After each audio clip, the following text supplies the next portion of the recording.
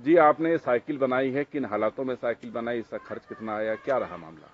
हमारे पास पहले मोटरसाइकिल थी, प्लेटिना भी थी, सुजुकी भी थी, और पेट्रोल इधर महंगा हुआ तो फिर हमने जो है वो बेच के, प्लेटिना बेच के, फिर हमने ई साइकिल जो है इंटरनेट पे देखी तो उसके पार्ट्स हमने मंगा के अपने खुद बनाए। कि कहाँ से पार्ट्स मंगाए, कितना खर्चा आया? इसमें करीब जो है हमने मध्य प्रदेश से मंगाया और कई जगह से मंगाया सामान। इसमें कई जगहों का सामान लगा हुआ है। हीटर मीटर दूसरी जगह से मंगाए, मोटर बैटरी दूसरी जगह से आई है, कई जगह सामान आया। इसमें करीब साइकिल मेरे पास थी, 25,000 रुपया मेरा खर्च हुआ है।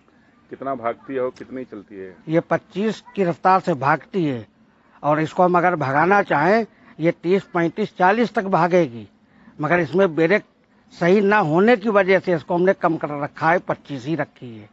ये 30 किलोमीटर एक चार्जिंग पे चलती है। अगर इसको और हम पैसा लगाएं तो ये 100 किलोमीटर तक चलेगी। कौन सी इसमें बैटरी लगा रखी है? लिथियम लिथियम बैटरी लगा रखी है। Lithium ion,